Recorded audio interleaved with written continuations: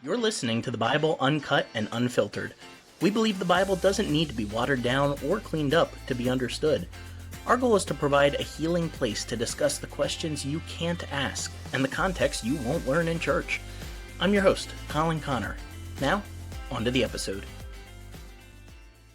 Lord, I shall give these laws unto thy people. Hear me! Oh, hear me! All pay heed! The Lord Jehovah, has given unto you these 10 commandments for all to obey. The 10 Commandments. What could possibly be an easier to understand passage of scripture than this? It doesn't get much more well known in the Bible than the 10 Commandments. But as we are going to find out in this episode today, they do not mean what you think they mean. In fact, they are nowhere near as straightforward as the way that we've often tended to present them. So I'm going to give you a little under-over wager here, a little game we can play through this episode, right? I am going to wager that 9 out of the 10 commandments do not mean what you think they mean. Now, I wish I could promise 10 out of 10, but there's one that is pretty close to what we usually teach it as. So I'm not going to go 10 for 10. But I am pretty confident that if you will give me a little bit of time here today, I can show you that at least 9 out of the 10 commandments do not mean what you were taught they meant in church. So I would love for you to keep track of this. Let us know at the end of the episode how many you actually knew and how many were completely different from what you had been taught before. All right. Some of you are really excited for this already, and some of you are already ticked off. So this is going to be a good episode. Let's get to it. All right, quick little bit of background here for anyone who doesn't know the story of Exodus. It begins with Genesis. Exodus is basically the sequel to Genesis. It's Genesis Part 2. Genesis gives us the story of how God created everything. He wanted to rule over the earth with humans. That did not go great. And then it's just continually one story after another of how he tries to get back to that Eden-like balance of heaven and earth, of humans and the divine working together to make a better world. And he tries to do this through the family of Abraham. Abraham has a son named Isaac. Isaac has a son named Jacob. Jacob has 12 sons. They end up in Egypt because of a famine. They live there for a while. But then in between Genesis and Exodus, things start to go wrong. The leadership in Egypt changes, and the Israelites are actually enslaved there. This goes on, at least according to the biblical narrative, for about 400 years. At that point, God raises up a new leader named Moses. He was born as a slave, but through quite an interesting series of events that we don't have time to get into today, he ended up being raised by Pharaoh's own family in Egypt. He becomes an exile, goes back, leads his people out of Egypt. That's when we get the famous 10 plagues. This all happens up until chapter 12. In chapter 13, they all cross over the Sea of the End. It's usually called the Red Sea. That's not actually what it is. We don't have time to get into that today. It's more technically the Reed Sea. Sometimes it's called the Sea of the End. We'll have to get to that another day. That's chapters 13 and 14. The Israelites celebrate their newfound freedom in chapter 15. By chapter 16, they are very worried that this whole thing isn't going to work out, but God sends manna and quail to feed them there. Chapter 17 is water from the rock, the first time, and their first battle with Amalek. In chapter 18, Moses' father-in-law, whose name varies depending on which chapter you're in, he's quite an interesting character, he returns to check in on his family. By chapter 19, the people have arrived at Sinai. They're back where Moses had his initial encounter with Yahweh, with the burning bush incident from the start of the book. So this is roughly 2 months after the actual exodus out of Egypt. Now, that brings us to chapter 20, which is the 10 Commandments. But to understand chapter 20, we actually have to go back a couple of verses into Exodus 19, verses 24 and 25. And they read, Yahweh said to him, this is Moses, away, get you down, and you will come up, you and Aaron with you. But don't let the priests and the people break through to come up to Yahweh, lest he breaks forth on them. Interesting change of person there, but don't have time to get into that. So Moses went down unto the people and spoke with them. All right, real tough question to get us started out here, right? According to these 2 verses that I just read, is Moses now on the mountain or is he on the ground with Israel? Let me read verse 25 again. So Moses went down unto the people and spoke to them. All right, so he's back down with Israel. And by the way, this whole Sinai scene is actually set up like a wedding. Really interesting parallels to ancient Near Eastern culture with weddings and all of the ceremonies. There's some weird language in chapter 19 that sets us up for the idea that this is a covenant, basically a wedding ceremony between the God Yahweh and these Israelites. I wish we had time to get into it, but we're going to be doing an Exodus series in the near future. I don't know that we're going to get up to chapter 19, but maybe we'll be able to do that in the future. Just realize this is riffing off of themes from an ancient Near Eastern wedding. All right, back to where I was. Moses is on the ground with the Israelites, right? All right. Now, the very next verse is Exodus 20, verse 1, and it reads, God spoke all these words, saying, I am Yahweh your God, who brought you out of the land of Egypt, out of the house of bondage. This is the start of the Ten Commandments. And where's Moses? Well, as far as we can tell, the text seems to imply he is still on the ground with Israel. So all of those images you have from the movies where he's up on the mountain chiseling out the Ten Commandments, yeah, that's not how it happened. The Ten Commandments were given by God first at the base of the mountain to all of Israel. Yeah, I know that's kind of crazy to think about. You've probably never heard that preached, but this sets up the rest of the episode for us because this is the kind of thing we're going to be running into over and over again, where we have so many assumptions because it's such a familiar passage of scripture. But sometimes familiarity, I don't want to say breeds contempt, but it breeds ignorance of what is actually going on. We become so familiar with the text that we no longer pay attention to the details and we read in what we've seen in movies or heard in sermons, and we don't actually think about what is really there. So this is going to set you up for the rest of the episode. So if you're already reeling a little bit from this realization, there's more to come, trust me. But let's skip ahead for just a second here and see how Israel was experiencing all of this, because Moses is on the ground with them. God speaks the Ten Commandments. That's verses 1 through 17. So let's jump ahead to verse 18. All the people saw the thunderings and the lightnings and the noise of the trumpet and the mountain smoking. And when the people saw it, they removed and stood afar off. And they said to Moses, You speak with us, and we'll listen, but don't have God speak with us, or we'll die. And Moses said to the people, Don't fear, for God is come to prove you, to test you, that his fear may be before your faces, that you not sin. And the people stood afar off, and Moses drew near unto the thick darkness where God was. So it appears like Moses could understand the words of Yahweh, but the people just perceived these loud booming sounds like thunder, flashes of lightning in the sky, and some sort of instrument blaring, and even smoke surrounding the mountain. Now, just a side note, Sinai is not a volcanic mountain, but that's very much what this imagery sounds like, so that's something to get you thinking a little bit of what maybe was going on there. So Moses apparently heard the voice of God, while the people heard the voice of Charlie Brown's teacher, but scary. So they send Moses to go up on their behalf. And the majority of the rest of Exodus is a series of Moses going up and down the mountain, receiving various instructions from God. And this is where most people lose interest in Exodus, because we're super interested in the first 20 chapters with the whole leaving Egypt and everything. There's a lot of action going on there, but the rest of the book just becomes Moses went up the mountain, he got these laws. Moses came down the mountain, the Israelites were doing this stupid thing. He corrected them. He goes back up the mountain, he gets more laws. He comes down, they're doing something stupid. It's just that over and over again. So it starts to feel tedious. Oh my word, there's so much incredible literary design in this book, though. And there's reasons that Moses keeps going up and coming down the mountain and Israel does something stupid. Most of the time, whenever they do something stupid, the next set of laws that Moses receives are in relation to what they just did, or like a response to it. So it still flows as a narrative. You just have to get a little bit deeper into the weeds than you do in the first 19-ish chapters. Now, little trivia question here for you.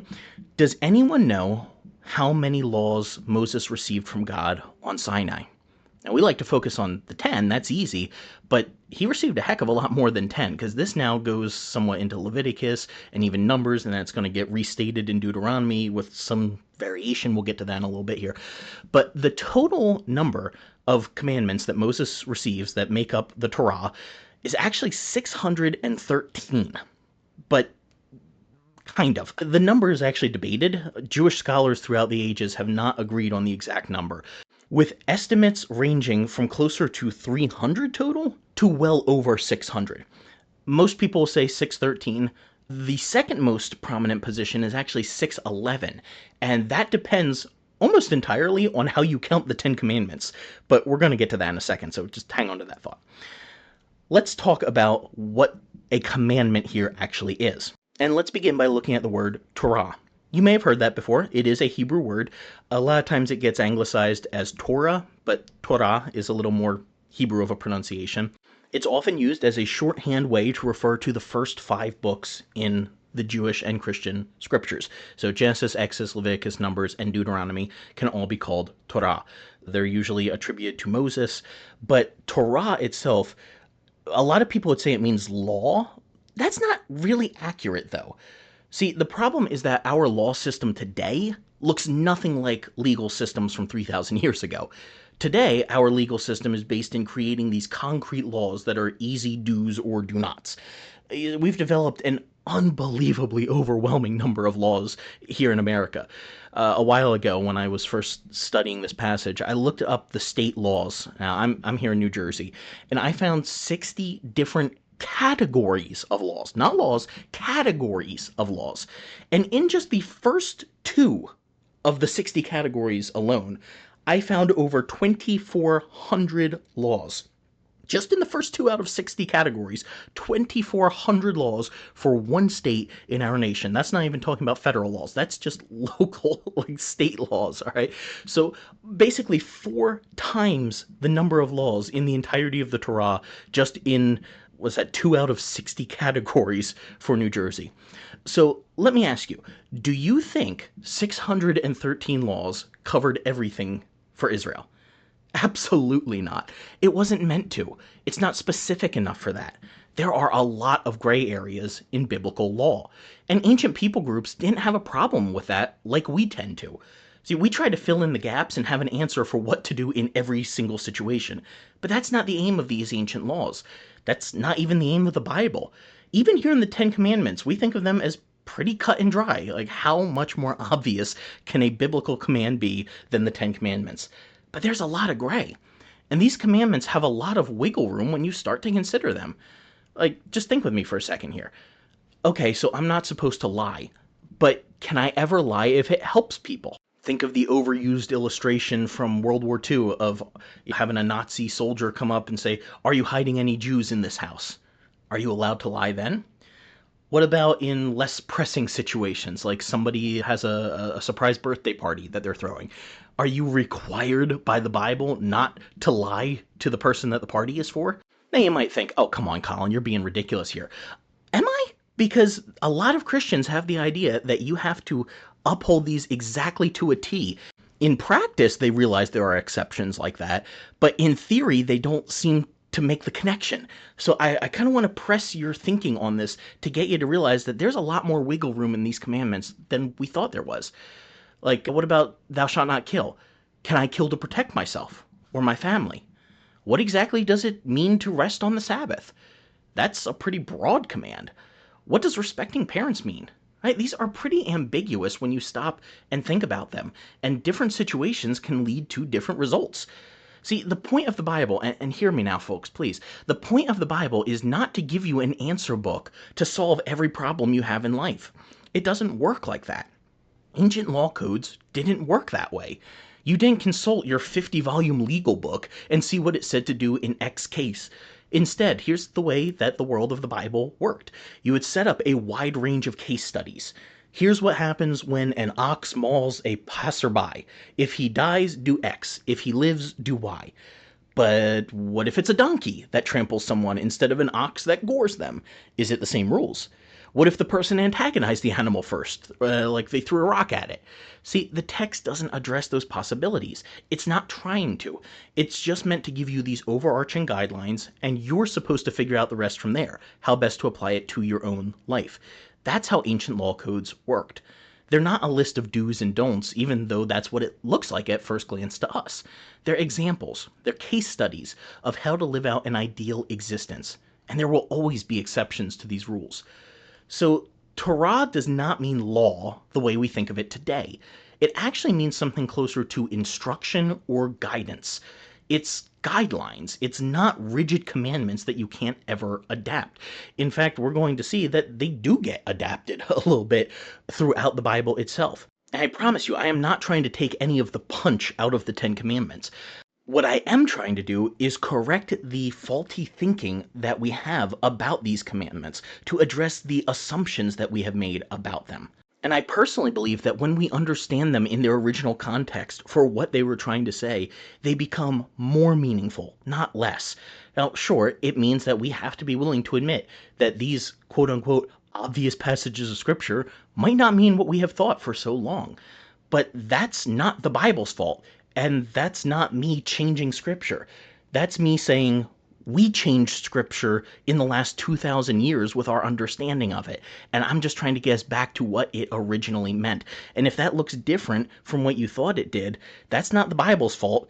And that's not me changing the Bible. I'm not trying to attack the Bible or the Ten Commandments here. I am going after the way that we as Christians have taught them in churches. That's where the problem lies. And speaking of all this, let's just mention right up front, the Bible actually never calls the Ten Commandments the Ten Commandments. That's right, it is nowhere in the Bible. In fact, in Hebrew, they are called Aseret HaDevarim, literally the 10 words or the 10 sayings. They are not called commandments. We've named them commandments in English because we have that Western law mindset. We're not thinking like an ancient Near Eastern culture.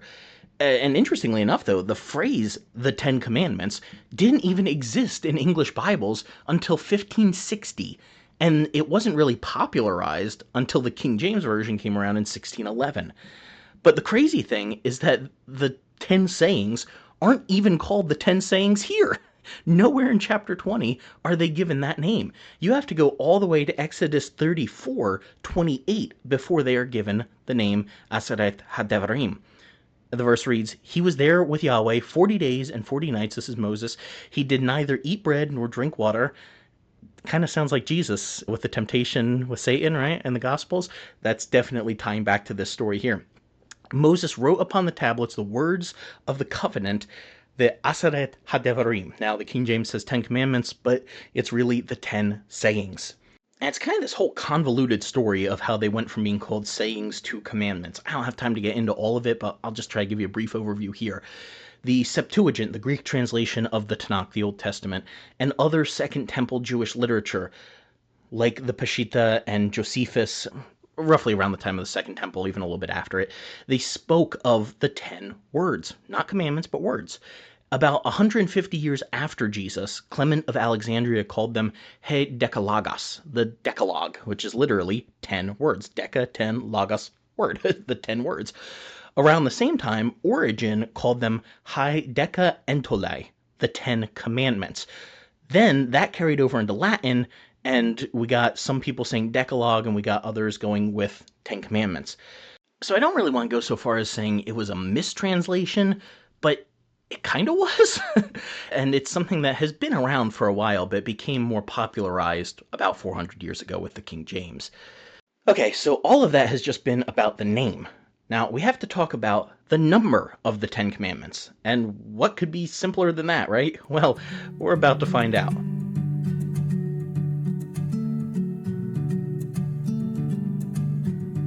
What could be easier than numbering the 10 Commandments? How many of them are there? 10, right? Well, not necessarily. Possibly, maybe not. Remember, we don't actually have the name The 10 Sayings for another 14-ish chapters, so we don't actually have a specific numbering system here. If we go back to the 12th century CE, there was a rabbi named Maimonides, very famous. He counted 14 commandments. Granted, he added one in from Deuteronomy, but still, he got 13 out of this passage. Now, that being said, 10 is a number that recurs frequently in Exodus, beginning with the 10 signs, which we often call the 10 plagues, but much like the 10 commandments being actually the 10 sayings, the 10 plagues are actually not called plagues, they're called signs. That's another matter for when we do our Exodus series next year. But really, all of this goes way back to Genesis 1, where God spoke 10 times during creation. And it's like the editor of Genesis was setting you up for a pattern that's going to be important later. And we're going to need to keep Genesis in mind as we read through all of these 10 sayings, or however many we determine there are.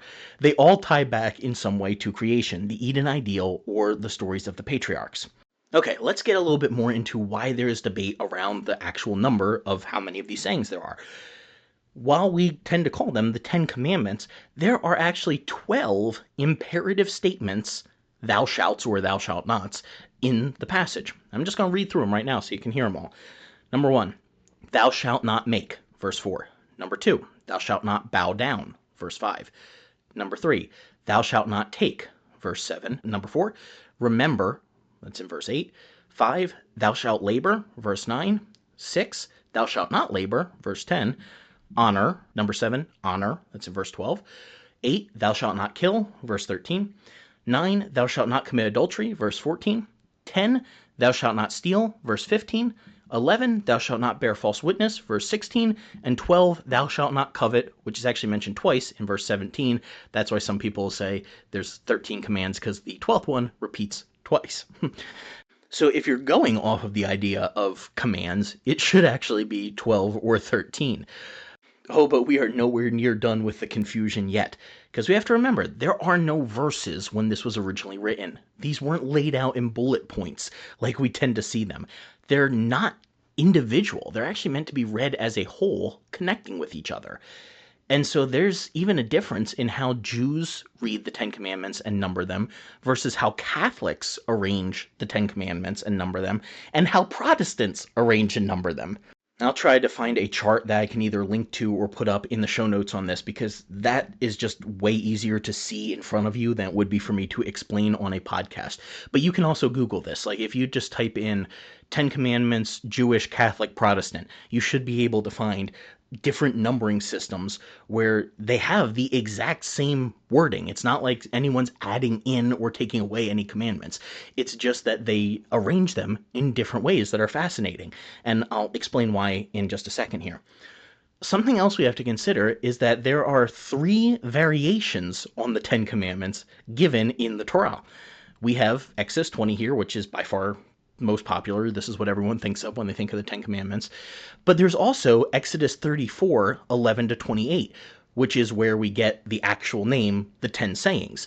And that is a very different set of laws than what we have here in Exodus 20. They don't match up much at all. There's not a ton of overlap. So it's possible that we have 2 different versions of the 10 Sayings. But there are some scholars who think that the title of the 10 sayings should actually just go with the ones listed in Exodus 34, 11 to 28, and not be read back into Exodus chapter 20. And then the third place that we get the 10 sayings is Deuteronomy 5, 6 to 21. And that is mostly similar to what we have here in Exodus 20. It's much more recognizable, but it does have some notable differences. And I have links to some podcasts and articles in the show notes here that detail that a little bit better than I can in this episode. So that's one way that they differ. Sometimes the order of the commandments or the statements differ as well. Hosea 4:2 references back to this, but it lists swearing falsely, lying, murder, theft, and then adultery. That's not the same order that Exodus 20 gives it. Jeremiah 7:9 lists stealing, murder, adultery, swearing falsely, and following other gods, which doesn't match the order here or in Hosea. And then there's something called the Nash Papyrus that has a slightly different order. Some Septuagint manuscripts list adultery before murder, which also happens in the Gospels, where Luke does that in chapter 18, verse 20, and it even happens with Paul in Romans 13:9, where they flip the order of adultery and murder. You say, well, what's the big deal about that? Honestly, nothing huge. It's not like it's changing the content of the sayings. It's just the order. So we have to remember, most people back then couldn't read. There weren't a ton of manuscripts floating around. It's not like everybody had a copy of the 10 Commandments. So it's possible that these different writers just put it in the order that they remembered it. It's also possible that maybe they had different manuscript traditions that laid them out in a different order than the one that we have in Exodus 20. That's a whole other issue for another day where we get into textual criticism and verses that are in different orders and stuff like that. There are other passages of scripture where that happens as well, so it's not without precedent, but even if that's the case, it doesn't really change the meaning of the verses. It's just something interesting to see that it's not, no pun intended, set in stone. Sorry, I know that's bad. But it's not set in stone what order these were given in. Now, in this episode, I am just going to stick with the order that we're used to because I'm going right through Exodus 20 here. But I am going to do my best to call them the 10 sayings, and I am going to try to arrange them the way that the Jewish faith often does. And that's just, in my mind, a better option because it was their text before it was ours. So if anyone's going to tell us the way that this should be ordered, it's the people who had it before we did. I'm not going to be mad and appear out of nowhere and slap you upside the head if you order it differently, but it just makes sense to me. So this is the way I'm going to go about it in this episode. The 10 sayings are often divided up into a section of how we relate to God and a section of how we relate to people. But even those divisions can't be agreed upon, right? Can you detect a pattern here? This is going to be so common throughout this episode. We're going to realize that nobody can agree on anything with the 10 sayings. So when it comes to dividing up into a section of how we relate to God and a section of how we relate to people, some people break it up with the first 3 being about God and the last 7 being about people.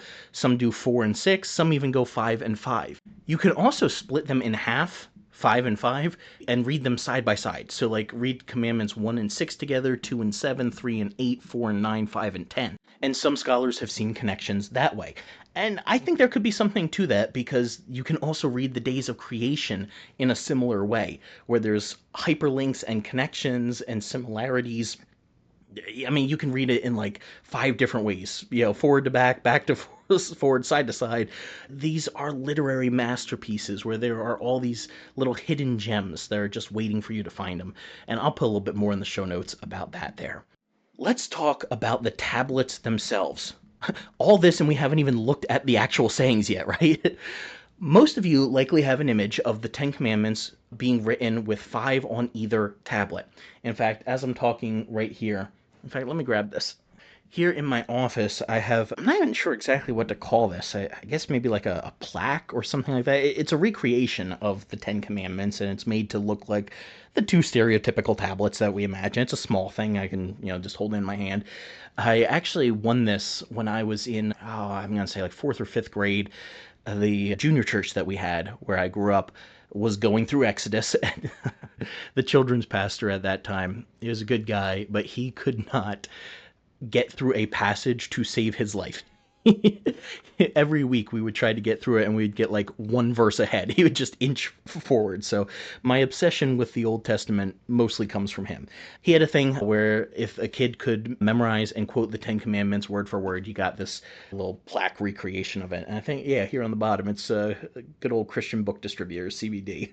But yeah, it has 5 on the left, 5 on the right, 2 tablets. And on this cracks me up. They're written with Latin, like Roman numerals too, which is definitely not how it would have been. But this is very much the stereotypical image. We have 5 on the left side, 5 on the right side. Only problem, that's not actually how it went. Look with me for a second at Exodus chapter 32, verse 15. Now, this is while Moses is on Sinai and the people have already made the golden calf. Moses turned and went down from the mountain, and the 2 tablets of the testimony were in his hand. Get this. The tables were written on both their sides. On the one side and on the other were they written. They had writing on both sides of the tablets. That doesn't mean left and right side. It means front and back. All 10 were on either tablet, being written on both the front and the back. 10 on one tablet, 10 on the other. They were duplicates of each other. I say, why would that be? Well, in ancient Near Eastern cultures, it was common to have a covenant ceremony where a ruler, called a suzerain, would set up a mutually beneficial contract with someone in his kingdom that he wanted to help, and who he thought could help him. That person was called a vassal. The suzerain would draw up the specifics of the contract and have 2 copies made, one for him and one for the vassal, so that they could both remember the treaty. That's what the 10 sayings were. They were a covenant, an ancient Near Eastern suzerain-vassal treaty, with Yahweh as the suzerain and Israel as the vassals.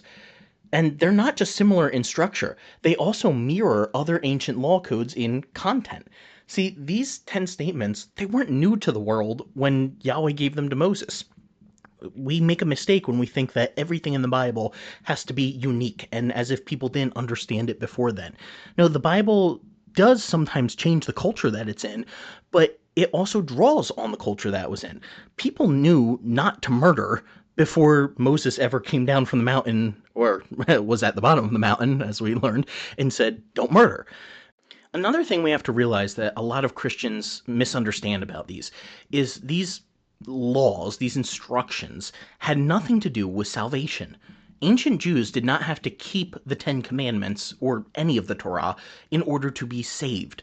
Salvation means deliverance. That's a literal definition of it, right? If you save someone from drowning, you have delivered them from drowning. That's the same idea.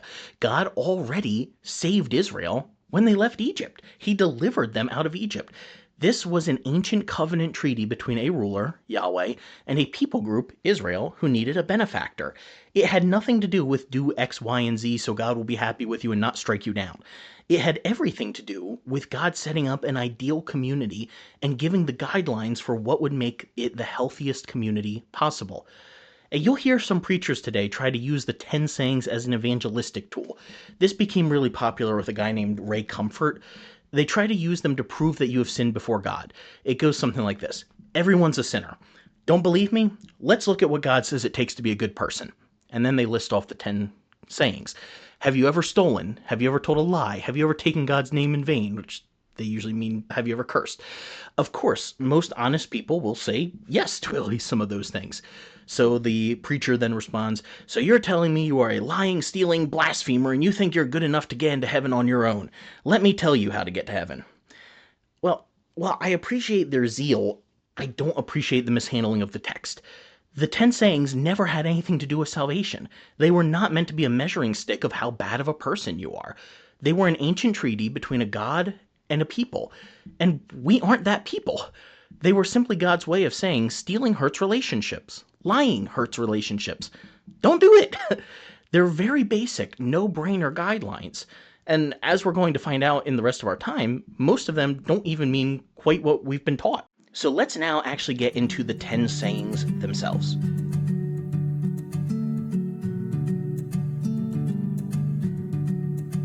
Exodus chapter 20, verse 1. God spoke all these words, saying, I am Yahweh your God, who brought you out of the land of Egypt, out of the house of bondage. Now, remember, we're going by the Jewish numbering of these rather than the Christian numbering, or I should say the Protestant, because Catholics can have a different numbering as well. This is, in the Jewish understanding, the first commandment. You say, where? There's no commandment here. Exactly. Remember, these aren't actually commandments. That's not what Eseret HaDevarim means. It's the 10 sayings. So the 10 sayings don't begin with a command, because they don't have to. This isn't about commands. It's about statements. It's about instruction. So I think this is really significant. This is part of why I like the Jewish rendering of this better, because we tend to focus on all the thou shalts and thou shalt nots. But the 10 sayings don't begin with a thou shalt or a thou shalt not. They begin with a statement of identity. I am Yahweh. See, it doesn't begin with what you do. It begins with who God is. The first of the 10-ish sayings is, I am Yahweh your God. And this matches ancient Near Eastern suzerain vassal treaties. The king would often first tell the people what he did for them, and then go on to say, here's what you'll do because of that reality. But notice as well how God's identity is tied closely to both liberation and deliverance. They are common themes of this book. I am Yahweh your God. Which one? The one that brought you out of the land of Egypt. So we're already 0 for 1 on the 10 sayings, meaning what we usually thought they meant, because this isn't even considered one of the 10 commandments usually, since it's not a commandment. It's a saying, and it's the first one. Second one is verse 3. Thou shalt have no other gods before me. Interestingly enough, there is actually no thou shalt not here. Most of the 10 sayings are second-person singular imperatives, hence why we tend to view them as commandments. They are directed to the average Israelite personally. But this one isn't. It's not, thou shalt have no other gods. It's literally, there will not be to you other gods in my presence. It's not a command, it's a statement. There will be to you no other gods in my presence, or quite literally before my presence, in front of me, we could say. Now, you'll often hear people say that Israel is monotheist. Mono meaning one, theist meaning God, right? So monotheists believe in the existence of only one God. And you'll hear people talk about the three main monotheistic religions in the world: Christianity, Judaism, and Islam. But the fact of the matter is that no ancient culture was monotheistic. We've talked about this a little bit before in the podcast. Even ancient Israel knew that other gods existed. They are all over the Bible. And today we treat them like they were just idols that people thought were gods. But at least within the biblical mindset, the gods are very real supernatural beings. And neither Israel nor the Bible was monotheistic. They practiced monolatry, not monotheism. Monotheism means you think there's only one God. Monolatry acknowledges the existence of other gods, but worships only one. I realize that can be really hard for Christians to wrap their minds around because we live in such a different world than the ancient Near East. But if you've heard me teach before, or if you're familiar with the works of people like Michael Heiser, it might be a little more familiar to you. So if you are not used to that, go ahead and I would say check out Heiser's work especially. But I think we can make a good case for the fact that those other gods were considered to be real just from within this statement itself. See, this second saying doesn't make sense if ancient Israel didn't believe in other gods. Don't have any other gods before my presence, is what it literally reads, right? Well, if none of the other gods are real, that would be like Yahweh saying, don't worship Wookiees or Ewoks. Wookiees and Ewoks don't exist. They are made up creatures from Star Wars. It would mean nothing for God to say, don't worship something that doesn't exist. Even Yahweh believed other gods were real and could accept worship. This second statement is not about idols. That's the third one. We're going to get to that in a second here. This is talking about other supernatural beings, small g gods, if you will. And it's actually more about location than it is priority. How many times have we heard a preacher use this verse and similar ones to say that anything you put before God is a small g God in your life? That's not entirely wrong. I get what they're saying. But if you read this in the sense of priority, don't have anything that is a God in your life in front of me. Don't put anything before me, which honestly a lot of times means don't put anything before church. At least that's the way the preachers present it, when that's not the same thing as saying don't put anything before God. But that's its own rant for another day. Just looking at this idea of priority, if you're saying don't have anything that is a priority other than God, you are saying that you can have other gods just so long as they come after Yahweh. Yahweh gets first place in our lives and other gods can take the rest. And that doesn't really sound biblical when you start to think about it. So we should realize that this is not about priority as much as it is location. Remember that I said it's literally translated as don't have other gods in my presence, or more literally, before my face. It's a very Jewish idiom that is somewhat ironic, since shortly after receiving this direction, that is exactly what they do, right? They construct a golden calf in the presence of God right at the base of the mountain. At its heart, this saying is about worshiping Yahweh alone, not the gods of the other nations. Since Yahweh is in the place of the suzerain making this treaty, it's only natural that he would ask his vassals not to go serve another suzerain while under his treaty. And this is kind of the story that we run to in the rest of the Bible. There are several times throughout the biblical story where idols are put in the place of Yahweh, or even occasionally within the biblical temple. And so I think this was written with that in mind, of saying, like, literally, do not put the presence of another God in my presence. This is Yahweh saying, I will be the only person that you have a treaty with here. The next verses are generally considered to be part of the same saying. I think a second ago I said that it makes up the third saying. It usually does within Protestant renderings, but within a Jewish mindset, this is actually still considered part of the second saying. Thou shalt not make unto you any graven image, or any likeness of anything that is in the heaven above, or that is in the earth beneath, or that is in the water under the earth. You shall not bow down yourself to them, nor serve them, for I, Yahweh your God, am a jealous God, visiting the iniquity of the fathers upon the children unto the third and fourth generation of them that hate me. There have been some Christians throughout the ages, particularly of an extremely conservative Anabaptist and even Amish community, that will read this as a command against any religious imagery. Now, the circles I grew up in, I was independent fundamental Baptist, we didn't do imagery well. You could search from top to bottom in the church I grew up in, and you would not find a single depiction of God, Jesus, or even a Bible story, aside from a few cartoony ones that were in the children's ministry area. But when you think of the average Protestant or Catholic church, they're often filled with stained glass windows and images. They're very meaningful to the majority of Christians around the world. But there are just certain circles that have looked at this part of the Ten Sayings and assumed it was forbidding religious iconography, or at the very least suggesting it could lead to idolatry. So we tended to avoid all of that stuff altogether, somehow thinking that people who use religious images worship the images themselves. But that's not what this statement is about. The Bible doesn't forbid you from having an artist's rendering of Jesus or your favorite Bible story on your wall. Images were allowed for religious purposes in ancient Israel. And the chapters following this one, God gave Moses instructions on how to construct the tabernacle. In those instructions, we find Exodus 25, verse 18, which reads, "You shall make 2 cherubims of gold. Of beaten work thou shalt make them in the 2 ends of the mercy seat." So, just 5 chapters away from where we are right now, God commanded they make statue representations of cherubim for the tabernacle. The problem wasn't using an art form to represent something spiritual. The problem was using it in worship. Or more specifically, worshiping it is what I should say, not using it in worship, worshiping it. In fact, if you look back at verse 4 in this chapter, it doesn't forbid images of Yahweh. It forbids images of, quote, anything that is in heaven above, or that is in the earth beneath, or that is in the water under the earth. Now, if you take this to mean you can't have a picture of God or Jesus on your wall, you better also have no pictures of eagles, or fish, or dogs, or literally anything. Because heaven above, earth beneath, and water under the earth, that's everything. That covers the whole world. Hopefully you can see how ridiculous that is. This verse doesn't mean it's idolatry to have a painting of Jesus or any kind of religious imagery in your house. It means that the Jews were not supposed to try to make an idol through which to channel Yahweh. See, most cultures throughout world history have used idols as representations of their gods. This is where we in the modern West kind of misunderstand ancient culture, and even some Eastern cultures today.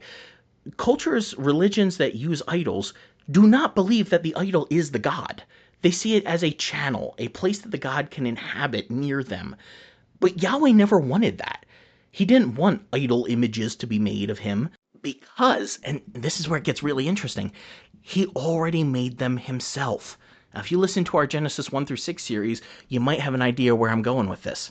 Genesis 1:26 says, God said, let us make man in our image, after our likeness, and let them have dominion over the fish of the sea, and over the fowl of the air, and over the cattle, and over the earth, and over every creeping thing that creeps on the earth.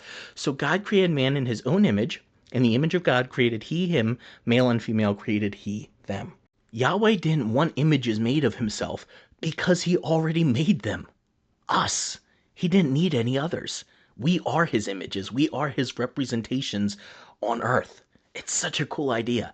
And you can go back to our Genesis 1 through 6 series, and specifically the episodes on Genesis 1 for more on that if it's unfamiliar to you. Notice as well the threefold prohibition of heaven, earth, and sea. That also matches Genesis 1, where heaven and earth, and then you have the sea there. Like, it's the 3 different realms. And in a lot of ancient Near Eastern cultures, each realm had a different god over it. But the point here is that Yahweh is in control of all of them. Now, the rest of verses 5 and 6 here are super important for understanding the character of Yahweh. We tend to skip over them because they aren't commandment-y enough for our tastes, but they do merit more study.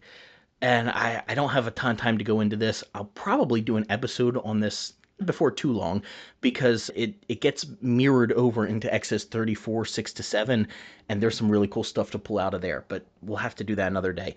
Let me see if I can just give a quick summary of it here.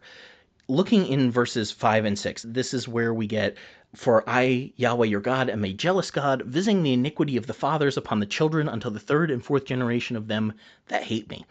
This gets misused or I guess just confused by a lot of Christians that read it as almost like a generational curse, where they think, oh, does this mean that if my ancestor or a parent or a grandparent or something did something evil or committed some sin or crime that God now punishes me for it? And Kind of easy to see how someone could read that. I mean, it does sound like that a little bit here, but that's not what the verse is saying. In fact, quite the opposite. A part of the problem is jealous. It's not a great word for this in English anymore. The actual Hebrew word is a covenant term that expresses passion. Jealous makes it sound like this is all about me. Like, I don't want you doing something because of how it affects me. But the actual meaning is much more on the care, the passion, the love that the other person feels. And that's why they are making this statement, because they want you to make good choices. They want the best for you. The whole third and fourth generation of them that hate me, that's a figure of speech in Hebrew to mean however many. But the key is the words there, them who hate me. This isn't saying that God is going to punish you if your parents did something wrong or your great great grandparents did something wrong. Now, the point is of them who hate me. So it's saying that if you are continuing the mistakes that your ancestors made, the generations before you made, God will continue to act in the same way toward you that he did toward your parents. It means that you are just as much of a part of the problem as anyone else. So it's actually promoting personal responsibility. And we see this even in later passages of scripture where this is getting into like Jeremiah and Ezekiel, where they were fighting against this idea that, oh, God is punishing us for the sins of our parents. And he says, no, actually, whoever does wrong, they're the ones who are accountable for their actions. And here's where we can't miss verse 6, because verse 5 says that God visits the iniquity of the fathers upon the children to the third and fourth generation that hate him. But verse 6 says, showing mercy unto thousands of them that love me and keep my commandments. Now, that's not the number of people who love him. It's not saying, oh, there are only thousands of people out there that love God. No, it's actually in parallel to the generations from the previous verse. So verse 5 reads that God will continue chasing after rebellious people to the third and fourth generation of sinners. But verse 6 talks about showing mercy for thousands of generations. So, yes, there can be, in a sense, generational trauma where you feel the effects of previous generations and it makes it harder for you to do what is right. But God's mercy is thousands of times stronger than that. It is not saying you will be held accountable for something your grandparents did. It is saying that it can be easy to fall into the same bad habits that previous generations did. And God will treat every generation as responsible for their own actions. However, his mercy endures for a far greater time than any judgment ever does. God's mercy always wins out over judgment. That's Bible. Now we are into the third commandment, the third statement, at least according to Jewish numbering. This is verse 7. Thou shalt not take the name of Yahweh your God in vain, for Yahweh will not hold him guiltless who takes his name in vain. What could be more plain than that, right? Don't go cussing or saying OMG. Yeah, that's not at all what the verse means. Go figure, right, by this point. It all comes down to a very unfortunate English word choice. Take. The verse literally reads, don't carry the name of Yahweh your God falsely, or even more literally, worthlessly. See, this wasn't about the words that they used. It was about identity. By agreeing to this treaty with their new suzerain, their new deity, they were accepting his name, his identity onto them. Remember that much of the Sinai story is structured like a wedding ceremony. When Jana and I got married, she took on my last name. And so now she bears that name. She carries it around everywhere she goes. For good or for ill, she is now tied to what it means to be a Connor. And what it means to be a Connor is tied to her. And that's the idea of this verse. Cursing or even saying, oh my, and then God, or shouting out Jesus, that's not the point. This verse isn't about using God's name as an exclamation. It's about how you act. Now, I'm not saying that you should start going around swearing and shouting Jesus every time you get upset at something, but I am saying that's not the point of this verse.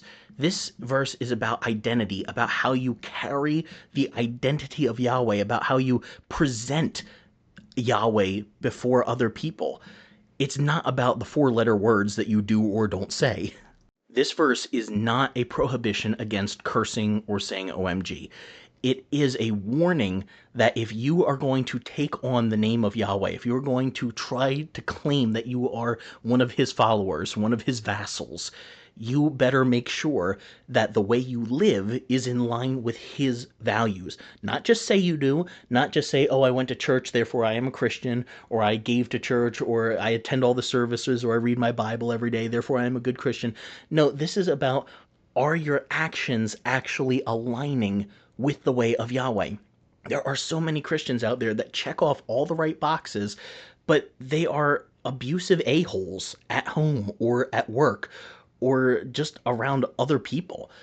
That's not the way of Yahweh. That is taking God's name in vain. Even somebody who never once says a curse word, even somebody who never says, oh my, and then God, or shouts out Jesus when they stub their toe, even someone who never does any of that, if they are manipulative or abusive or what have you, they are not following this commandment. It has nothing to do with the words you say. It has everything to do with the way you act. And if you want more on this, there's a great Bible scholar named Carmen Imes who has done some fantastic work on this. She has taken very scholarly information and made it much easier for the average layman to understand. Her big breakout book with this was Bearing God's Name, Why Sinai Still Matters. And she gets into all this in details. Basically, the entirety of the book is talking about this one saying in the 10 sayings. So definitely recommend that if you want more info on this. Okay, now we are on saying 4. Remember the Sabbath day to keep it holy. Hopefully you are realizing by now that these 10 sayings are not quite what we thought they were. They're very meaningful, but they are not a set of rules for you to put outside your courthouse or inside your house and demand that everybody follow exactly. They are an ancient treaty for an ancient people in an ancient place. They aren't about us. Yes, they are full of good moral advice for everyone, but they are not binding to us. And in the circles that I grew up in, we like to think that we kept the 10 Commandments. But in reality, none of us do. In fact, if you are listening to this on release day on Sunday and you went to church today, chances are you did not keep this commandment, this saying. See, we as Christians tend to read this as meaning go to church. But does it say thou shalt go to church? Nope. It says to remember, which means to keep or observe the Sabbath day.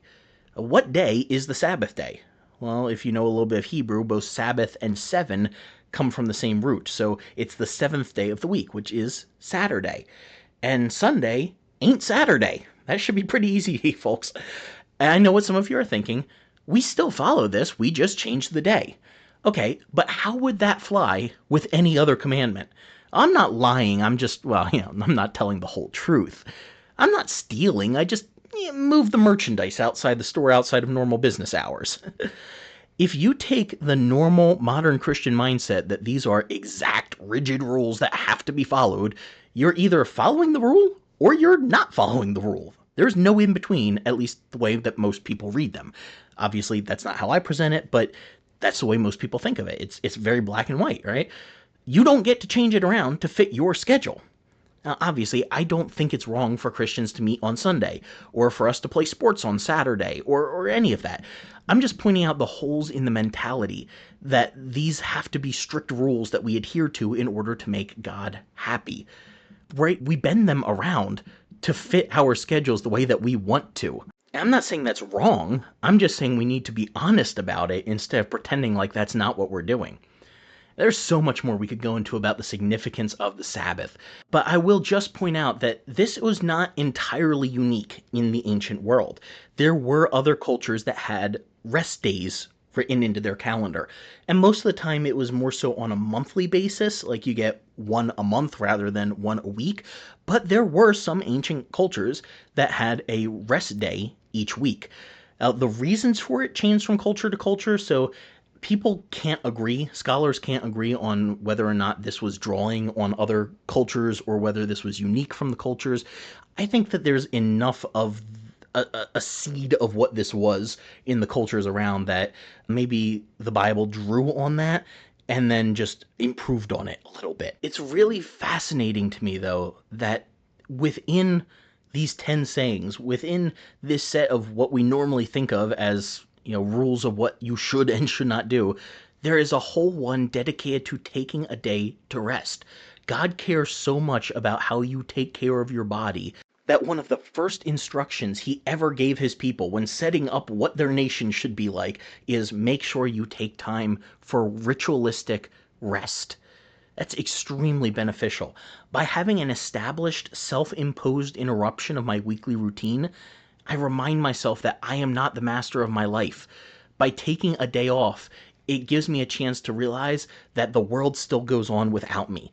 Everything that I get in such a tizzy about during the week isn't nearly as urgent as it tends to feel. And that also makes it easier on myself when external interruptions come in, because now I have trained myself to be okay with not having life go exactly the way I demand it to go.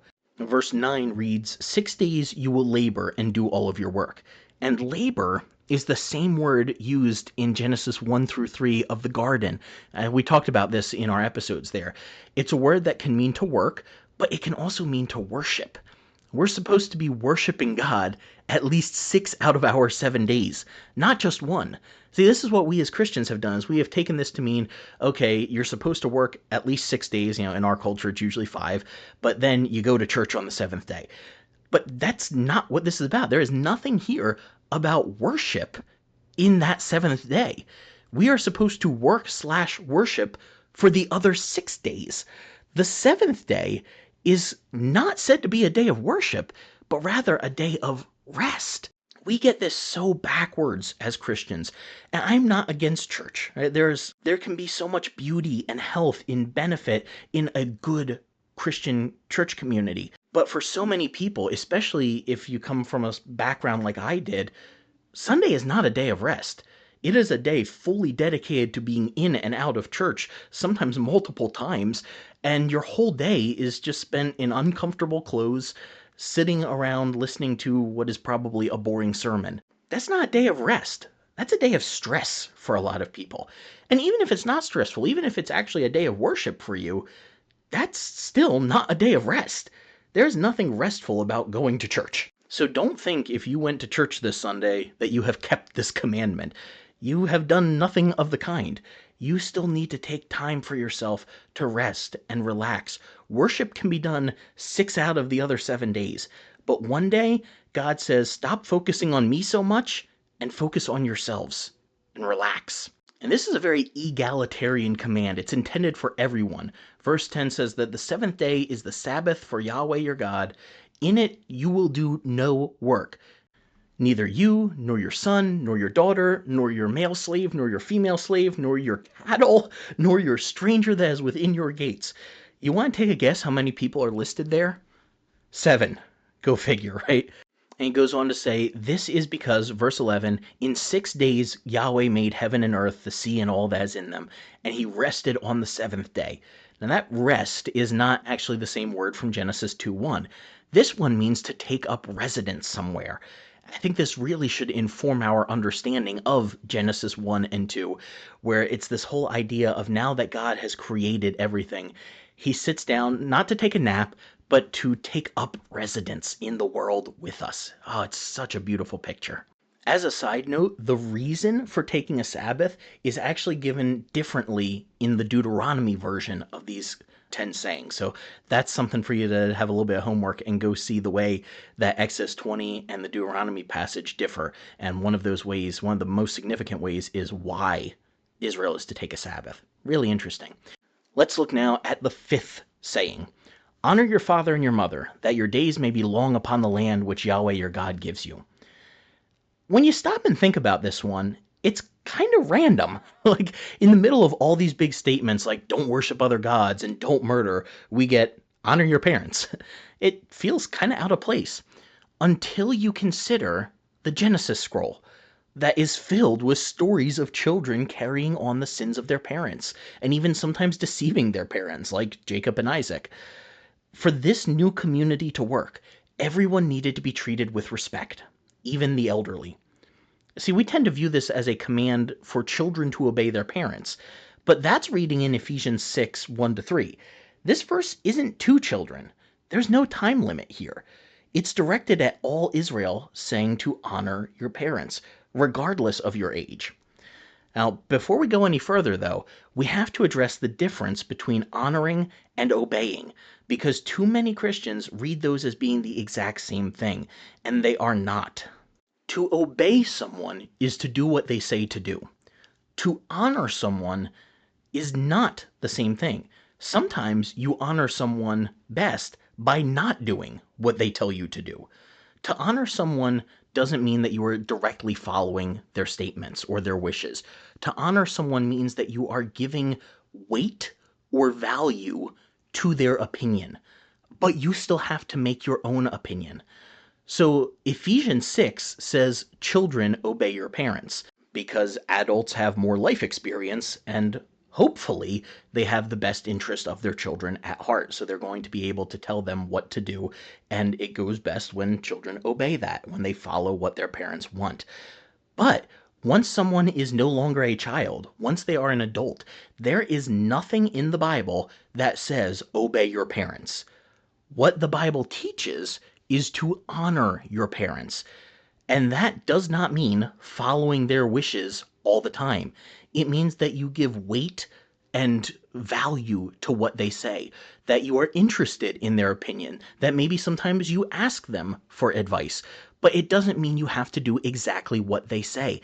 And this is so important because I have known many good Christians that have a little bit of a rocky relationship with their parents, and they want to follow the Bible, they want to please God, and so they struggle when they don't agree with something that their parents want. Maybe they feel like their parents are overbearing, or they don't understand the situation, or they're making a wrong decision, and they feel compelled to follow their parents on this because they want to obey them. But that's misguided. The Bible never commands that. See, God is too smart for that. He knows that when you become an adult, you are going to have differences of opinions with your parents. And the person who knows what is best for your life is you, because it's your life. But it's not wise to brush off the people who have gone before us. They can have good advice, but we don't want to limit ourselves to that because it's not their life. Everybody has to make decisions for their own lives. And this comes into play especially when you have parents who are abusive, manipulative, or controlling. No command is ever given in the Bible to help evil proliferate. And there are always exceptions, including when it comes to honoring parents. Sometimes the best thing that you can do is not do what they want you to do if you believe it is going to be wrong. And if you have a parent that is manipulative or abusive, I am sorry. That is not the way it is supposed to be. And please do not ever let some preacher tell you that you have to obey them just because they are your parents. That's not what God ever wanted. He never gives an instruction to enable abuse.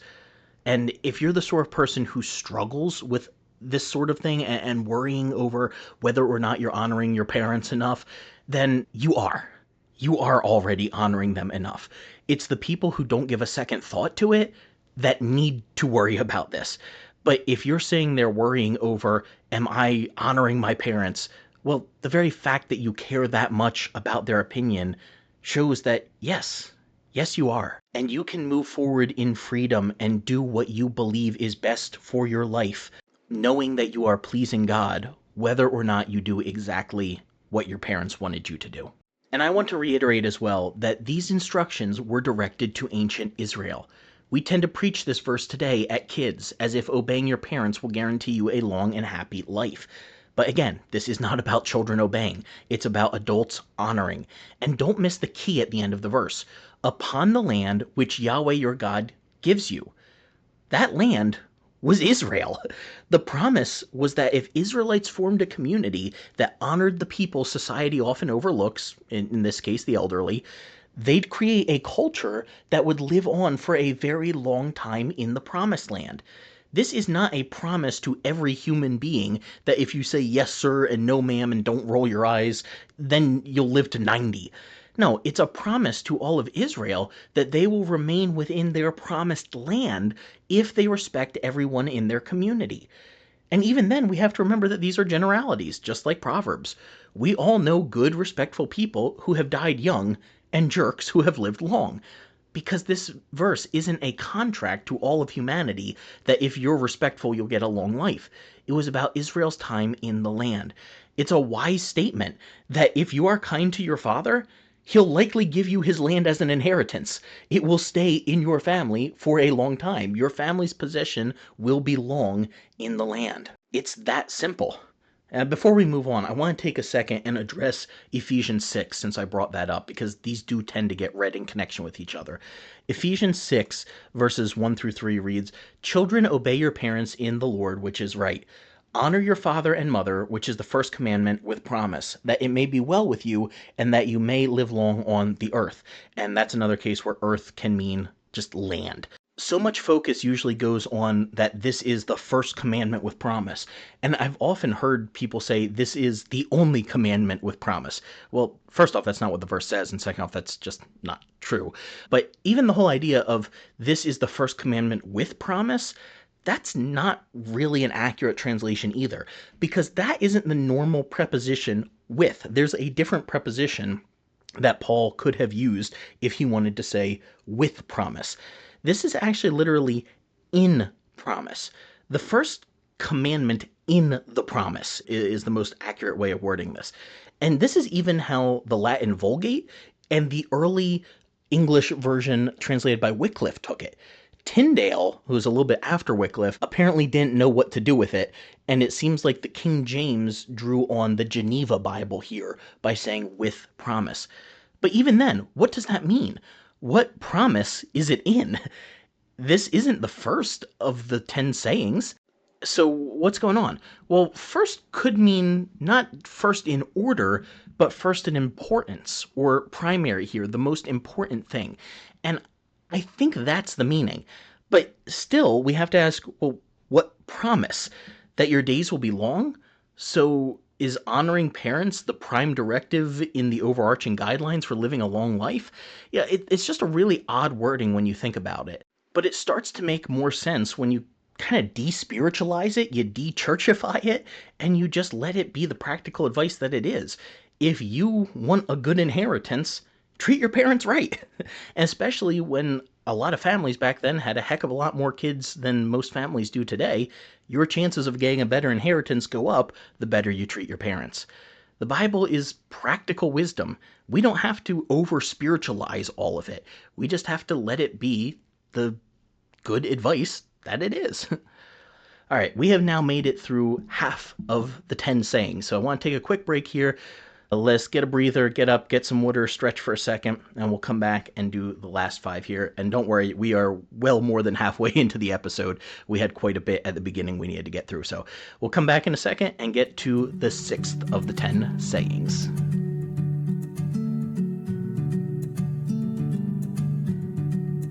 Number 6, Exodus 20, verse 13. Thou shalt not kill. I'm not going to spend a ton of time on this one, but I do want to stress that the word here means murder, not kill. Well-intentioned people with strong consciences have looked at this verse and determined that they need to be pacifists. Others have looked at the wars that God commanded Israel to wage in the Tanakh and have struggled to equate the two. But the word used here is never used in contexts of war, and it's never used to speak of something that God does. It is used to describe murder and manslaughter. It's killing that brings violence into the community. God is not forbidding war. Sometimes war can be a necessary evil, but to murder another human being is to put yourself in the place of God. Only God decides when a person's life should be over. Taking that on yourself is playing God, and that's not a job that's open for applications. So Christians and war and pacifism and all of that, it's a very important debate. And in fact, I even touched on it a little bit in our episode with Eric Seibert on violence in the Bible. So if you haven't listened to that, I would definitely recommend you go back and do that. I think it's episode 46, something like that.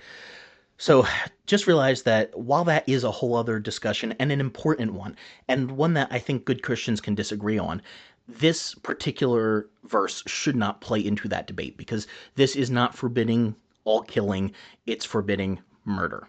All right, moving on to the next one. Verse 14, thou shalt not commit adultery. As straightforward as it comes, right?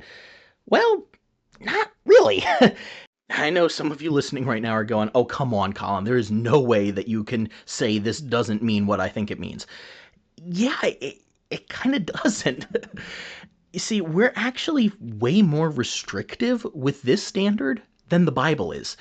Today, we would consider adultery to be any sexual activity that a married person takes outside of their marriage covenant.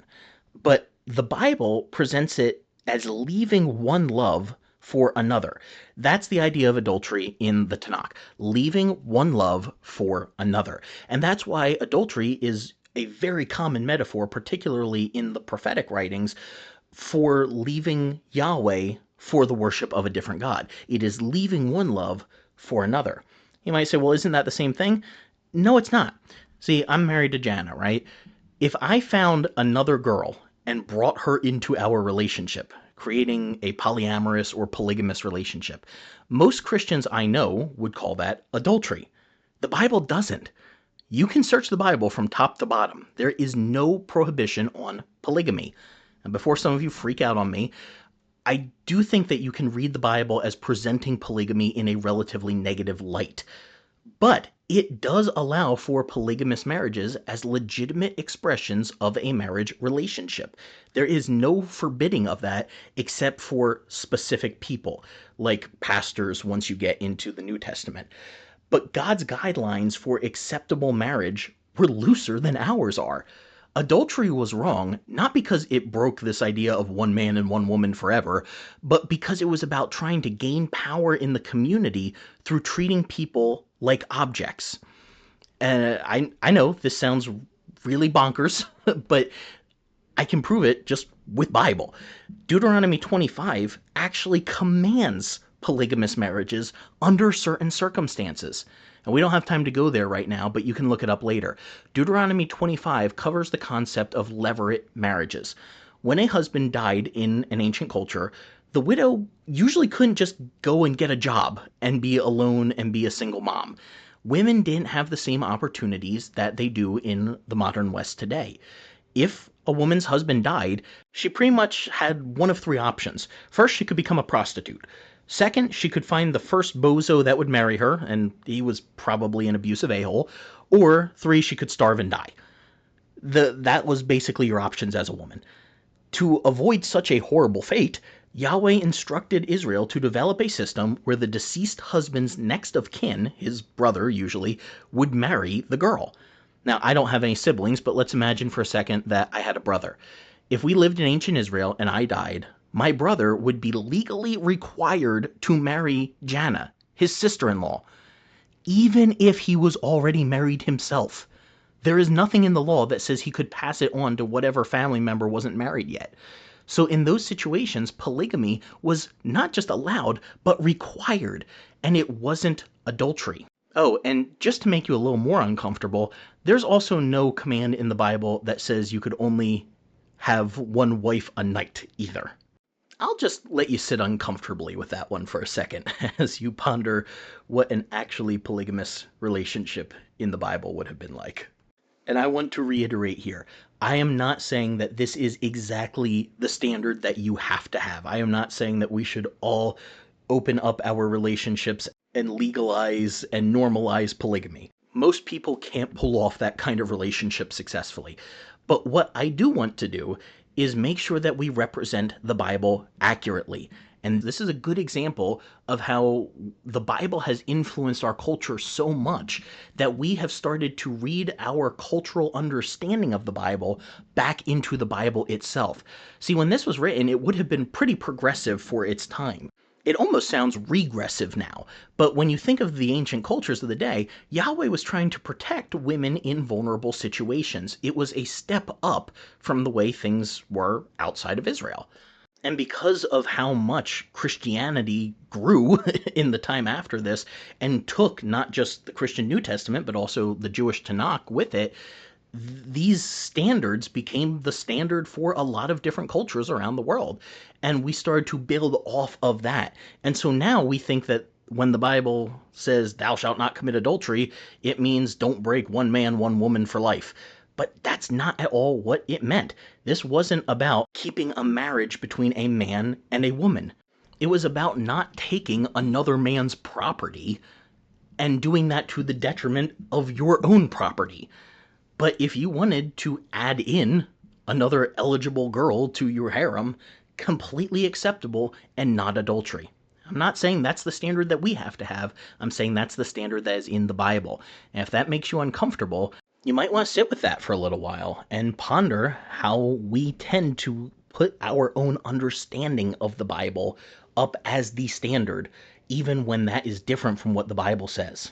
If we're going to claim to have a biblical worldview, we should represent the Bible accurately. All right, moving on to number 8. Verse 15, thou shalt not steal. And for time, I am going to keep going here as quickly as I can.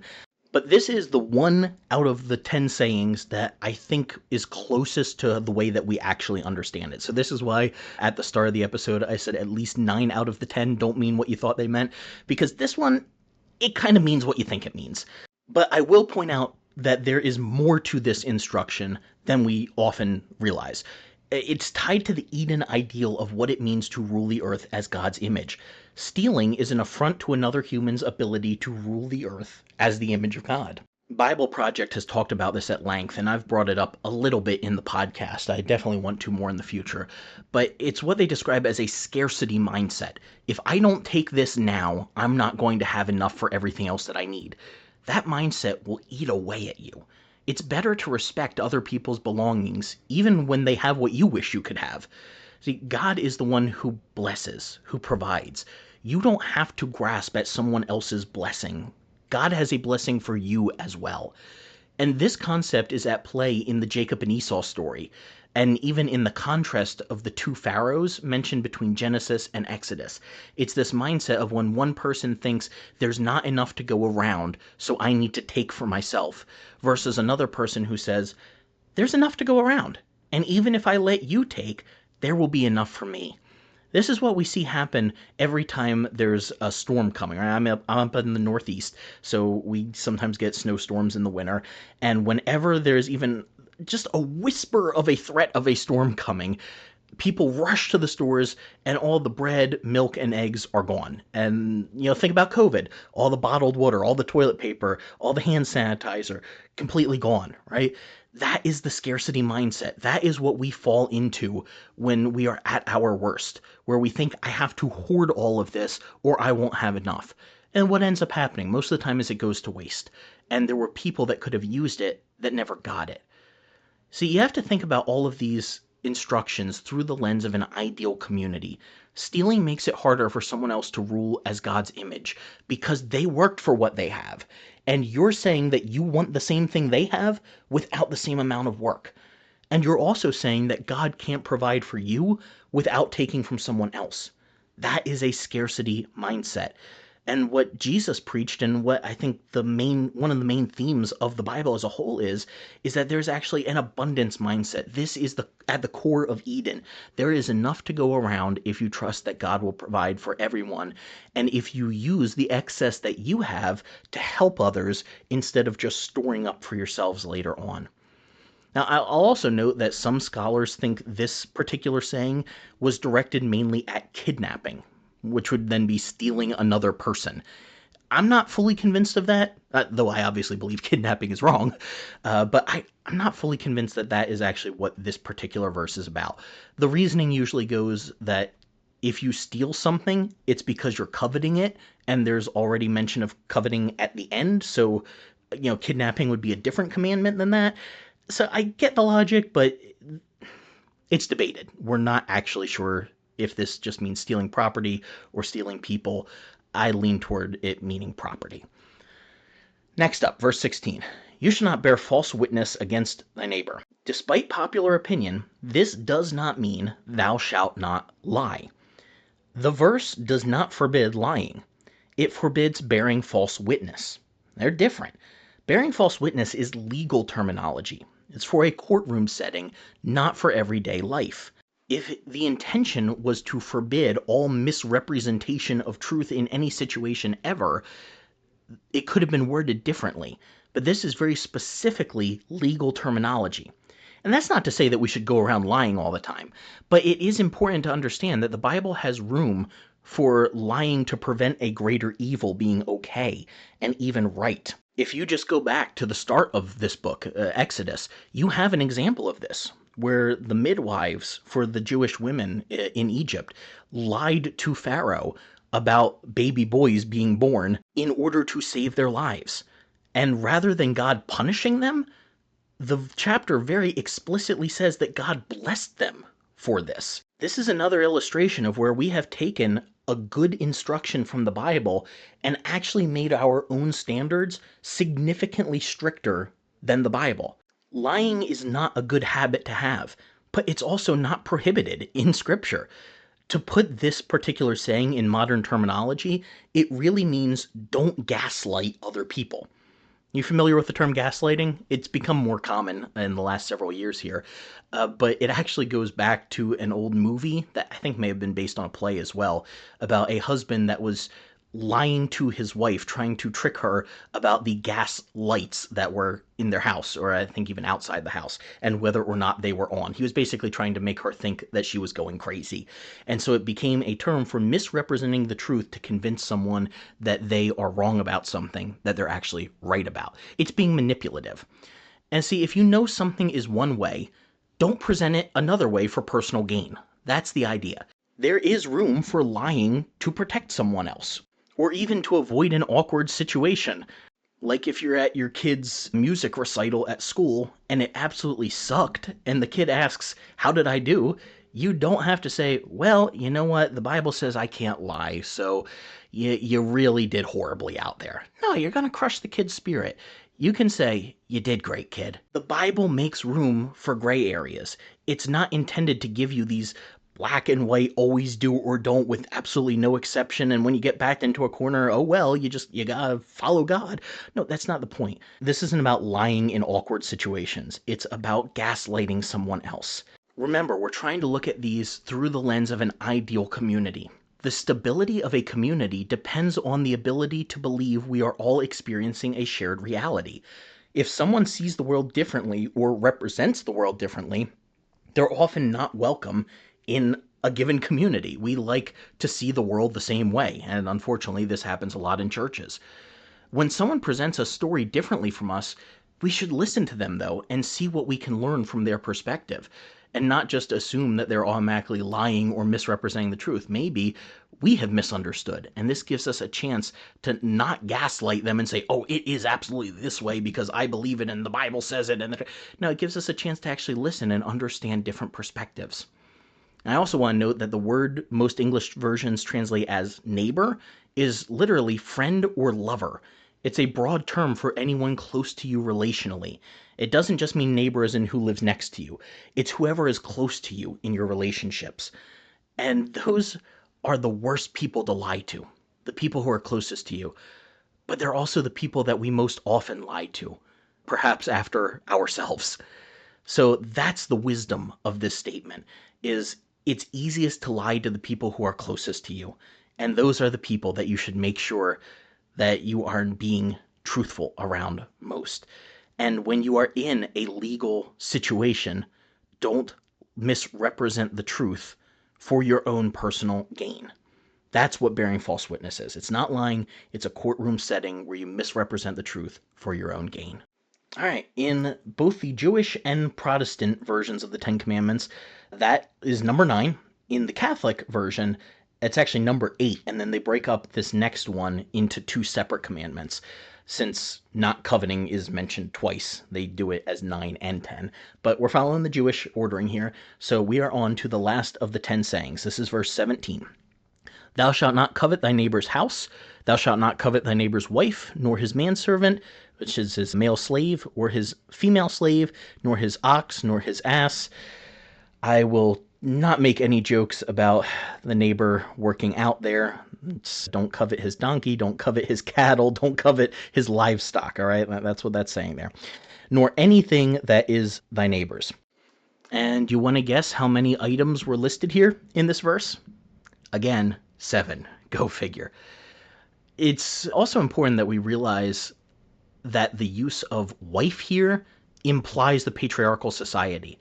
This verse, if you just read it at face value, is not for women or children. because it says not to covet your neighbor's wife. So if we just take these at face value, presumably this wouldn't be for kids, because not too many kids out there are coveting your neighbor's wife. Or maybe Fountains of Wayne was biblical. Who knows? But in all seriousness, this is a reminder that this was written for a patriarchal society where it is assumed that these are just solely the men in the community that are living out these particular laws. These were written for the men in the community.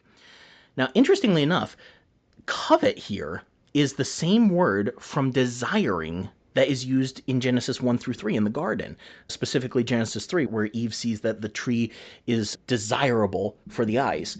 And that's why we should not be surprised when we realize that there are 7 things said that not to covet. And the way this verse usually gets presented is basically don't want other people's stuff. In fact, I remember growing up as a kid hearing this and agonizing over any time I wanted anything. Like, this verse actually gave me an existential crisis when Christmas came around one year.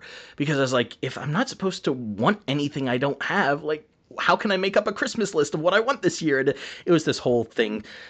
Little Church Colin had all kinds of religious anxiety that he wouldn't realize until much later on. It's kind of impossible to control what we desire. We don't determine what we want. We just want stuff. And so that's not the point of this passage. This verse isn't about regulating desires as much as it is controlling how you act on them. You can't help the thoughts and desires that come into your mind. Thinking something is not sinful, but you can help what you do with it. And over time, you become the better human that God wants to be, and your desires often change with that. Now, see, the first of these 10 statements told you to find your satisfaction in God alone. And the last one now is about your heart desire and not finding satisfaction anywhere else. It's like these bookend the 10 words, the 10 sayings. I think they're here to remind us that the right actions don't mean a thing if the heart isn't changed. We have plenty of good Christians who do good things for church every week and then emotionally, verbally, or spiritually abuse people every other day. Do good things, but don't think that you're safe just because you check off the boxes. So want what you want. That's not a problem. But be careful that you don't let those desires overtake you to the point that you constantly chase after the next thing down the line that you want. This is kind of what we talked about in Ecclesiastes. There is no thing in life that will ultimately make you happy. Whatever you are chasing after for happiness ain't going to provide it. Sure, circumstances can be better or worse, but true happiness only comes when we learn how to enjoy the moment we are in, because it's the only thing that we are guaranteed is this very moment. So this whole idea of coveting, it's not saying you can't want anything that you don't have. It's saying don't obsess over what you don't have to the point that you stop enjoying what you do have.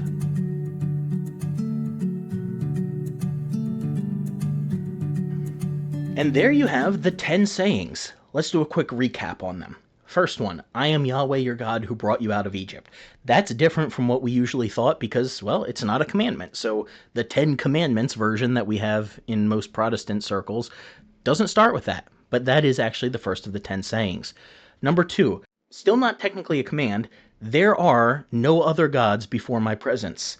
Now, this isn't saying that you can have small g gods in your life of money, sex, power, all of that. No, it's talking about actual supernatural beings that were not to be worshipped in the presence of Yahweh. Included with that is the instruction against having graven images. And that doesn't mean that you can't have religious iconography. It means that you should not be worshiping those things specifically. Not that you can't use them in worship, but that you should not be using them as worship, like as the actual object of your worship. Number 3, don't take God's name in vain. It's literally don't carry the name of God worthlessly. It's not about not cussing. It's not about not saying OMG. It's about living in a way that is consistent with the name, with the identity of Yahweh. 4, remember the Sabbath day. It does not mean go to church. It means take time every week to rest. Number 5, honor parents. That does not mean obey parents. It means give weight and value to their opinions, but then still make your own decisions. and that was specifically for the pragmatic purpose of having a good inheritance. Number 6, don't murder. Doesn't mean killing in all situations. It's very specifically murder or manslaughter. 7, don't commit adultery. This is not breaking the one man, one woman for life idea that you'll hear preachers say. It is do not steal another man's property for yourself and do that to the detriment of the property, the woman, that you already have. It allowed for bringing in multiple partners as long as they were not already somebody else's property. 8, no stealing. This is the one that basically means no stealing, but it could also mean don't kidnap someone. 9, don't bear false witness. It is not a blanket condemnation of lying. It is a statement about legal situations that you should not misrepresent the truth for personal gain in court. And lastly, don't covet. And that doesn't mean you can't want stuff that you don't have. It means don't let that become your obsession to the point that you can no longer enjoy what you already do. All right, how did you do with that? How did you score? Did you know some of those already, or were they very different from what you had heard taught in church? I know that they were all, with the exception of stealing, very different from what I had heard and believed growing up. And again, that's not changing the Bible. It is acknowledging that we changed the Bible before and trying to get back to what it originally meant now. So I'd love to hear from you all. Be sure to write in. You can write in on our website. You can send an email to cconn@thebibleuncut.com. You can also comment on our socials, and I believe Spotify lets you leave comments on there if you listen through that app. We love hearing your feedback. I also want to just take a quick little rabbit trail here and ask the question, which of these commandments or sayings or statements as we have presented them now, which of these do we have to follow as Christians? Because this is something that gets debated occasionally of, do Christians still have to follow the Ten Commandments? Because they're in the Jewish part of the Bible, they are within the law, but they are often presented as stuff that is still relevant for Christians. Or really, I should say binding for Christians, because I believe that the Bible is relevant for us today. And I believe that we can look in even obscure passages and find principles that are relevant, even if the exact passage, even if the exact instruction doesn't match for us today. But is it binding? And this is something where I think we have to be consistent, because there are a lot of Christians out there, a lot of preachers that would say, oh, you have to follow the Ten Commandments, and they present it, like we said earlier, even in a salvation message, as like, this is the Christian way, as we follow the Ten Commandments. But you can't just pull these statements out of the Torah. Remember, they weren't numbered originally. They are meant to be read as a whole. So they are a part of this whole corpus of 613 instructions to ancient Israel. And we don't follow the rest of them. So it's inconsistent to just pick out the ones that we like and say, oh, we live by these, and totally ignore the rest. Now, either you need to follow all of them, or you don't need to follow any of them. And we don't have to follow all of them. Christianity is no longer a Jewish sect. It is its own thing. And most Christians don't follow the Jewish law. And even those who try to aren't consistent with it. Even if you think, oh yeah, we have to follow every command in Scripture, okay, check the tag on whatever shirt you're wearing right now. Because if it's not 100% of a certain material, you are breaking one of the commandments which says not to mix fabrics. If you eat pork, you are breaking a commandment. If you eat shellfish, you are breaking a commandment. If you don't rest on Saturday and you treat Sunday as the Sabbath, you're technically breaking a commandment. So the reality is, as much as we like to hold on to these 10 and say, oh yeah, this is Christian, it's not. It's still part of the Jewish law. And we aren't obligated to follow that as Christians. That doesn't mean there's nothing useful in that. Obviously, I think there is. I focus quite a bit on the Old Testament and on the Tanakh. I think that there's a lot we can learn from it. But we are not obliged to follow it exactly to the letter. Now, I know there are some Christians out there that say, oh, well, we just follow whatever Jesus or the New Testament restates. And they'll often say, well, Jesus restated all of the commandments. And sometimes, if they're honest, they'll say, well, just not the one about keeping the Sabbath. He never said that. But the problem is he didn't present it as commandments, and he was still a Jewish person speaking to Jews in ancient Israel. So he wasn't trying to establish some new religion. Jesus was just trying to start revival amongst the Jews at that time. He was trying to get them to live out the Eden blessing of their own religious beliefs. He wasn't trying to start something new. And obviously, if you are a Christian and you say, I want to live by these, there's nothing wrong with that. But please represent them accurately. I believe that these are worth living by. There's good wisdom in here. All of these things are useful and good ways to live. But let's make sure that we represent them respectfully and honestly in their own context for what they were actually saying, not for what we have taken them to mean in the last 2,000 years. And this even gets into, I'm going to pull the pin on this grenade, drop it, and walk away because I only have a second to talk about this.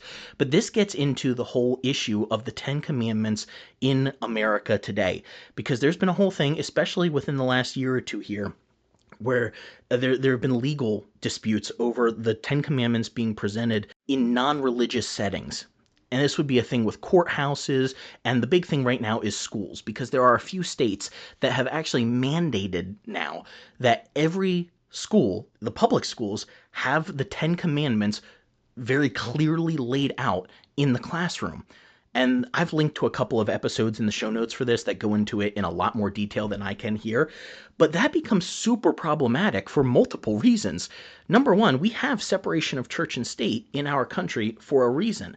And I know that there are so many Christians who say, well, what's so wrong with making people learn the Ten Commandments?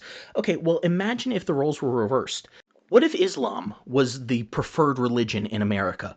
Would you like it if your kids in a public school were forced to learn core tenets of Islam? How would you feel about that? Okay, well, that's how people who aren't of a Jewish or Christian perspective might feel about their kids being forced to learn the Ten Commandments. And if you're setting that precedent, it's great while the people in power agree with you, but what you've done now is just set a precedent for the next leaders to come in that maybe don't agree with you and force their religious beliefs in a secular environment. That's setting a very, very, very dangerous precedent. And furthermore, we have to ask, what version of the Ten Commandments are they being taught? Are they being taught the Jewish version? The Protestant version? The Catholic version? How are we numbering them? How are we presenting them? Are we actually teaching them what these really mean? Do you have somebody who is skilled in ancient Near Eastern culture that is going to go into every classroom in those states and tell the kids that bearing false witness doesn't always mean you can't lie? That honoring parents doesn't always mean you have to obey every little thing that they say? Are they going to get taught the nuance that we just spent an hour and a half going through? Or are they going to be taught the misrepresented versions that we have presented for 2,000 years of Christianity now? And then the crazy thing, at least in Louisiana, I think it was, is that the version of the Ten Commandments that was mandated isn't even in the Bible. It is a made-up version that goes back to when the Ten Commandments movie with Charlton Heston came out, and Cecil B. DeMille had presented it almost like an advertising campaign for his movie. And so there was this version that a bunch of Christians made up of the Ten Commandments and established wording, but it doesn't match the actual wording of the text. Like at the start of that particular version, it capitalizes I am when it says, I am the Lord your God that brought you out. It capitalizes that as if it is the name Yahweh, like I am that I am from the burning bush incident. But that's not actually the way it is in the text. It's not Yahweh in that instance. It is just the personal pronoun I. There's also a weird thing from verse 6 where it says not to make any graven image. The version mandated says graven images. It makes it plural, even though that's not what's in the verse. So we have to ask, why did we pick this particular one when that's not even the way that the Bible itself actually presents it? And again, I really like these 10 sayings. There is a ton of wisdom in them, and I have no problem teaching them to other people. Heck, I just spent an hour and a half talking through them, right? I believe there is something worthwhile here. But I think we need to be very, very careful as Christians when we start to mandate that other people that may or may not follow the same belief system that we do learn one particular version of our beliefs as if it was the only option. We have to be very, very careful about that. And that's all I'm going to say because I try not to get too political with this. But before we just go, yay, victory for Christians, 10 commandments are in schools, let's actually think about what's going on here and realize that maybe that's not the best way for us to be sharing this wisdom with the next generation. There are other ways that we can teach these principles that are more respectful of other cultures and also give us more time and opportunity to present the nuance that is in these passages.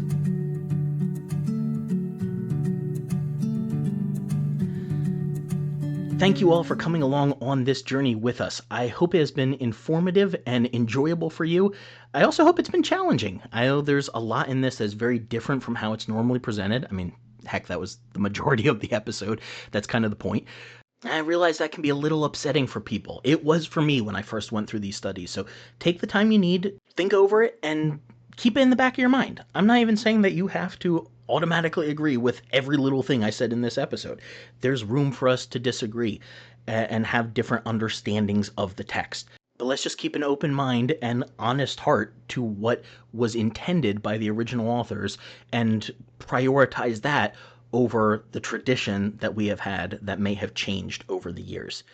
All right, hopefully that helps. Love you all. Glad you are on this journey with us here today.